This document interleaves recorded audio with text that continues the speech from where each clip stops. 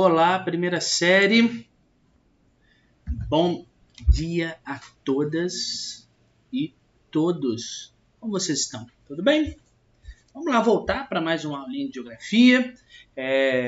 Essa aula dando continuidade ao nosso capítulo 7 da Frente A, que trata sobre o planeta Água. Nós estamos trabalhando aqui com a hidrografia do planeta, né? Aí falamos um pouco da importância do surgimento da água aí no planeta, e depois começamos a categorizar os estudos dentro da hidrografia e começamos com a chamada água doce, né?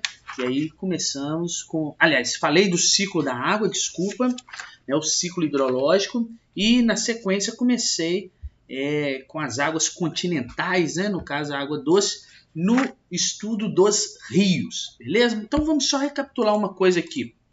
Olha só, peguei até essas imagens aqui do livro de vocês, tá? Só para não precisar desenhar de novo aquele desenho que eu fui construindo com vocês ao longo da aula sobre as partes, né, de um rio. Mas olha só, exatamente o que eu fiz na aula, né? Claro que o meu desenho está melhor do que esse aqui que está na apostila, eu acho, né?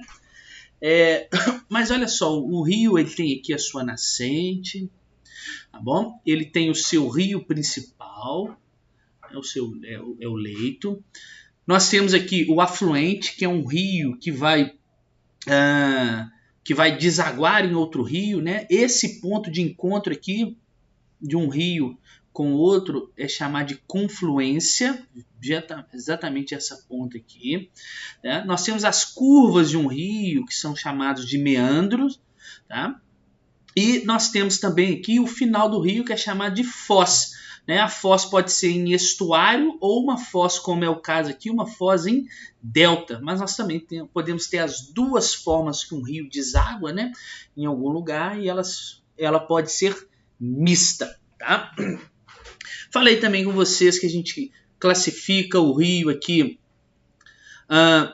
no seu alto curso, tá? Corresponde ao trecho do rio próximo à nascente. Dessa parte que percebam, o relevo é mais inclinado, né? Então o fato do relevo ser inclinado, aqui tem um grande poder erosivo, né? Além de ter ali também uma grande capacidade de transporte de materiais, de sedimentos, tá bom?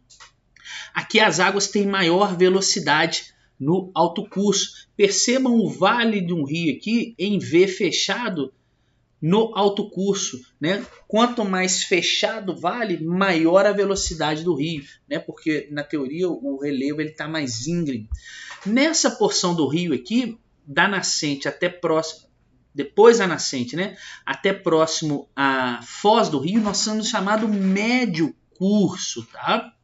A inclinação diminui bastante, percebam, né? A inclinação aqui do relevo vai diminuir bastante. As águas, então, se o relevo, né, a inclinação diminui, as águas vão perdendo velocidade, a capacidade de transportar material também vai diminuindo. Nesta parte que começa o processo de deposição dos sedimentos. Aqueles sedimentos todos estavam sendo transportados aqui, como a água está perdendo velocidade, está perdendo força, abre aspas, o sedimento começa a ser depositado, porque o rio não consegue transportar isso tudo mais, que ele não tem mais a mesma velocidade.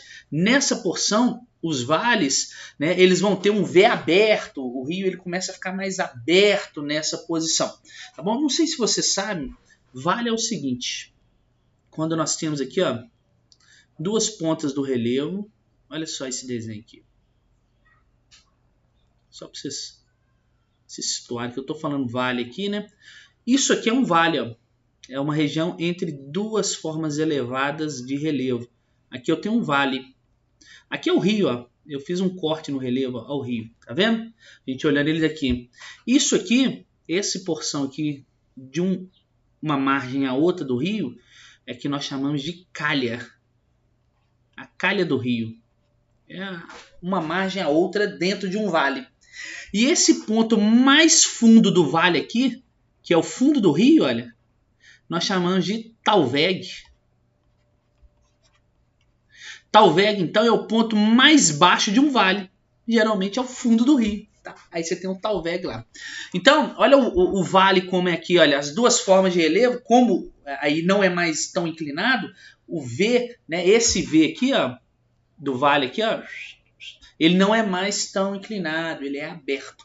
E por fim, eu tenho o baixo curso do rio aqui, né, que é o trecho próximo à foz. A inclinação do terreno é completamente reduzida. Geralmente os rios aqui, nessa parte onde eles são, é completamente plano, tá? Há pouquíssima erosão, quase nenhum transporte de sedimento. O vale vai se alargando, o rio vai ganhando esses braços assim, né, onde são depositados os sedimentos, tá bom? Bom, nós temos aqui um termo aqui chamado jusante. Jusante significa em direção à foz ou rio abaixo. Tá? Jusante então pode ser chamado de rio abaixo. E nós temos um outro termo que a gente pode usar na parte de cima aqui de um rio, que é chamado de montante. Vocês já devem ter ouvido falar. Montante quer dizer rio acima. Então, o que está montante quer dizer na parte de cima do rio. A jusante na parte de baixo. Legal? Isso aí só para a gente definir aqui. Lembra que eu até coloquei para vocês, olha só, agora fazendo o mesmo desenho, só que com um corte diferente, que aqui, quando eu tenho o rio e seus afluentes, eu tenho uma rede hidrográfica. Mas quando eu tenho o rio delimitado aqui pelo relevo, aqui, ó, percebo que essa é a parte mais alta do relevo. É como se a gente estivesse vendo esse relevo de frente aqui. Ó. Então o rio vai nascer na parte mais alta, ele vai correndo para a parte mais baixa, que é a foz. Então tá vendo aqui, o relevo ele é um delimitador, ele é um divisor das águas, porque para esse outro lado aqui, como se fosse nas costas desse desenho, vai ter outro rio aqui caminhando para outros lugares. E aí, quando eu tenho aqui a rede hidrográfica delimitada pelo relevo, o divisor de águas, também chamado de interflúvios, eu tenho então uma bacia hidrográfica. Legal? Fácil? Então ótimo. Só para a gente lembrar aí alguns termos que a gente vem trabalhando da questão dos rios, né, das águas superficiais aí, ok? Vamos lá.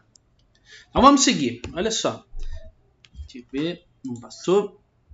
Olha só. Deixa eu fazer esse exercício aqui com vocês. Ó.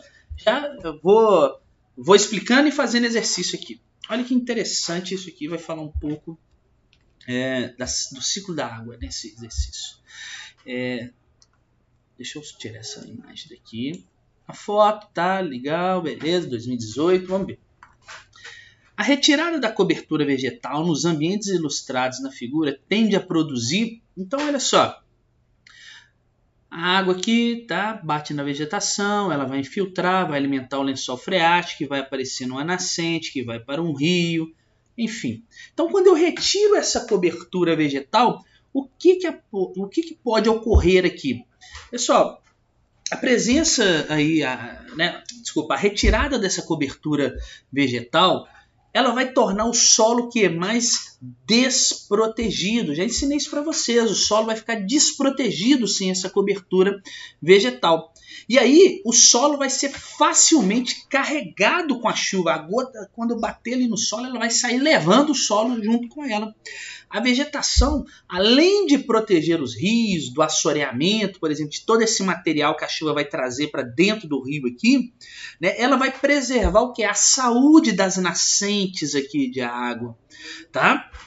Ela acaba diminuindo a velocidade da água que chega no solo, então a vegetação aqui ela vai freando essa água aqui, né, e a água vai escorrendo pelos galhos, pelo tronco e vai descendo pelas raízes bem devagar e infiltrando no solo, né? Evitando que você comece um processo erosivo e, porventura, de assoreamento do rio. Então, a retirada da cobertura vegetal nos ambientes ilustrados na figura tende a produzir o quê? Um crescimento do escoamento superficial da água. Por quê? A água não vai mais descer pelos galhos, pelo tronco e infiltrar. Ela vai bater com tanta força aqui, ó, que ela vai começar não vai dar tempo, né, dela infiltrar. Ela vai começar a descer aqui muito forte, vai levando todo esse material do solo para cá, vai aqui, ó, tampar a nascente e vai assorear o rio. Ou seja, não vai dar certo. Tá bom? Vamos lá, vamos seguir nas explicações aqui. Deixa eu ver se eu coloquei mais algum exercício. Assim, olha aí. E aí tem mais explicação, tá? Depois do exercício. Não sai da aula, não. Pessoal, olha lá. 5. Por que o leito do rio tem formatos diferentes em cada uma das suas partes em relação à sua altitude? Isso eu acabei de explicar, né? Relembrando a aula aqui nossa de terça-feira, de semana passada. Então, isso ocorre, pessoal, devido à erosão causada pelas águas do rio, que provocam que os desgastes aí nos planaltos e entre outras formas de relevo. E aí elas vão removendo porções do solo da margem do rio. E aí a gente acaba dividindo o percurso do rio, né, em 3 seções, aquelas 3 seções próxima à nascente, mais ou menos no meio do rio, e no final desse rio, onde nós vamos ter o formato do V aberto, ele mais fechado. Quanto mais fechado, maior a erosão, né, porque o terreno está em declive, né? Então você tem mais material sendo erodido, mas o rio tem mais velocidade. À medida que o V vai abrindo no vale, o rio vai perdendo velocidade, vai depositando material até a parte que ele chega no vale plano, né? Que é onde o rio tem a sua foz. Tá bom? Então isso é causado aí pelos diferentes processos erosivos da água, que vão desgastando a rocha, vão desgastando o relevo ao longo da nascente até o final do rio. Essa é a resposta da 5. Fácil. 6. Explique a diferença entre rede hidrográfica e bacia hidrográfica. Pessoal, uma rede hidrográfica é formada por um rio principal e seus afluentes, né, que drenam as águas superficiais. Ou seja, ela vai corresponder, né, a rede hidrográfica aos sistemas naturais ou artificiais aí, capaz de drenar toda a água da superfície para algum lugar. Então é o rio e seus afluentes. Já a bacia hidrográfica é uma área, uma região, né, de drenagem de um rio principal. Percebam a diferença, tá? Do rio principal e seus afluentes, claro. É uma porção do espaço em que as águas das chuvas, as montanhas, as águas subterrâneas ou de outros rios escoam em direção a um determinado curso d'água. Ou seja, porque eu tenho relevo delimitando, então todas essas águas vão escoar para um rio principal que vai desaguar aí em um outro lugar. Então aí nós temos a formação de uma bacia hidrográfica. Ok? Bom, olha a 7. Tem uma imagem de relevo. Eu já ensinei vocês a ler isso aí lá nas nossas primeiras aulas, quando a gente estava estudando cartografia. Alguém lembra? Quanto mais inclinado essas linhas aqui, mais declive tem, né? Mais alto é. Mas vamos ver. Com base na leitura do mapa, aliada aos conhecimentos sobre os cursos fluviais, marque V nas afirmativas verdadeiras e F na falsa. Então eu tenho um rio aqui, ok? Eu tenho um rio aqui. Percebam, onde está mais junto é a parte mais alta. Rio não nasce e não corre de baixo para cima. Então a primeira dica que eu vou dar para vocês aí. Olha lá. Vamos ver. Então eu tenho aqui o rio 1 e o rio 2. As águas fluviais em 1 escoam mais lentamente do que em 2, por se tratar de um setor jusante da bacia. Então, as águas fluviais do rio 1 aqui, elas vão escoar mais lentamente, percebam? Elas vão escoar mais lentamente do que a 2, por se tratar de um setor jusante, rio abaixo. Percebam aqui, as linhas estão muito juntas, estão muito inclinadas? Não. Então tá certo, as águas aqui vão escoar mais devagar, porque o relevo aqui está mais plano. Então, verdadeiro. Aí a gente já pode eliminar tudo que começa com falso aqui. Então já tira a D e a E. Vamos ver mais. O trabalho de sedimentação é realizado com maior intensidade em 2 Q1. Então, olha só, a sedimentação, o acúmulo de materiais do rio por conta da erosão é maior no 2 ou no rio 1? O 2 está numa área com uma declividade muito grande, então o rio tem muita velocidade. O 1 está numa área mais plana, então o rio tem menor velocidade. Nós acabamos de ver que a sedimentação, ou seja, o acúmulo de materiais, ele acontece em locais onde o rio é mais plano, tá bom? Então, o trabalho de sedimentação é realizado com maior intensidade em 2 que em 1? Falso. Tá? Então, a gente já pode eliminar aqui, ó, aqui não tem falso na segunda, então você já elimina a B. Vamos ver mais. Olha aqui, o percurso do rio principal segue a direção sudeste-nordeste. Então, está falando que o rio começa aqui e termina aqui? Não, né? Porque um rio não começa na parte mais baixa do relevo e o rio não sobe morro. Então, os rios estão começando aqui, ó, a nordeste em direção a sudeste. Então, o percurso do rio principal segue de nordeste, essas são as nascentes, de nordeste para sudeste, tá bom? Porque um rio não começa na parte mais baixa e vai subindo o morro e termina do nada aqui. Então, essa aqui também tá falsa. Então, VFF. Opa, então já podemos cortar C. Nós já sabemos que é a A, né? Então, já vou marcar aqui a A. Olha lá. A formação de meandros ocorre principalmente no setor de montante fluvial, devido à grande irregularidade do terreno. Então, quando aqui eu estou olhando montante, rio acima, eu percebo um maior número de curvas. Lembra que meandros são curvas do rio, porque essa área aqui, o terreno é mais irregular, tá vendo? É mais declive, então o rio vai ter mais curvas aqui. Opa, deixa eu ver. Não, tá errado. A maior parte que tem mais curvas, desculpa, é essa região aqui, ó. Eu marquei a essa região aqui tem mais curvas. Percebam que à medida que o rio ele vai chegando numa área mais aplanada, ele vai tendo a formação dos seus meandros, são as curvas de um rio. Ele vai se tornando mais meandrante até chegar à sua foz. Tá? Então aqui está errado. Os maiores meandros eles ocorrem não a montante, mas sim a jusante. Tá? Desculpa aí, eu que li errado. Vamos lá.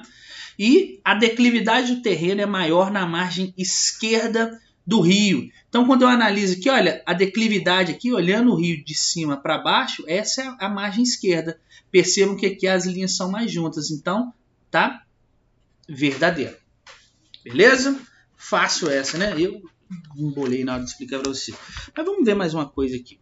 Bom, existe também, né, da água doce que existe no mundo, os chamados aí aquíferos e águas subterrâneas. Tá? A água subterrânea, pessoal, é a parte do ciclo hidrológico que vai fluir no subsolo, tá? E corresponde aí às águas encontradas em fendas, em espaços no solo, na areia e também nas rochas, tá? Ela é armazenada no subsolo e ela vai fluindo, ela se move lentamente aí no interior do nosso planeta, não no interior lá no núcleo, né? Tô falando aqui numa camada mais superficial. Tá? É claro que as águas subterrâneas elas fazem parte do ciclo hidrológico, do ciclo da água. Elas são muito importantes para o ciclo porque principalmente do afloramento das águas subterrâneas, olha, onde elas afloram, onde elas aparecem à superfície, é onde nós temos o surgimento das nascentes, tá, dos rios. Então, só aí já explica a importância das águas subterrâneas nossas aí, tá? 99% da água doce que existe no mundo tá no subterrâneo. Difícil captar. Só uns dados aí, até a apostila de vocês traz isso. Mais de 50% da população dos Estados Unidos usa água subterrânea. A Índia é o maior usuário de água subterrânea do mundo. Tá? A maior parte da superfície terrestre contém água no seu subterrâneo. Mesmo lugares secos, por exemplo, o deserto do Saara, tem mais 20 olha, mais de 20 vezes água subterrânea, água no subsolo, abaixo do deserto do Saara, do que se eu juntar todos os lagos do continente africano, eu não consigo ter a quantidade de água que tem só debaixo do deserto do Saara. Pra vocês terem uma ideia aí, algumas importâncias dessa parte do ciclo hidrológico. E aí, pessoal, aí entra esse nome aqui, aquífero. Aquífero são depósitos de águas, tá? Constituídos aí por rochas e solos, que em razão de várias particularidades, eles conseguem armazenar a água no subsolo. Tá bom? E aí nós temos dois tipos de aquífero. O aquífero é um bolsão d'água no subsolo. Tá bom? Olha só, eu tenho o aquífero chamado não confinado e o aquífero confinado. Tá? O aquífero confinado, ele tem geralmente uma camada de rocha, como nesse desenho aqui, ó, uma camada de argila, que é impenetrável, tá? Que aí, tipo, veda esse aquífero. A água fica lá armazenada lá embaixo e ela tem essa vedação com rocha ou com argila. Já o aquífero não confinado, eles ficam abaixo da camada permeável do solo. É esse aqui que nós temos mais contato, tá? O aquífero não confinado, tá bom? E aí, esse aquífero não confinado, pessoal, como que eu mantenho, né? Como que a água mantém nele aí?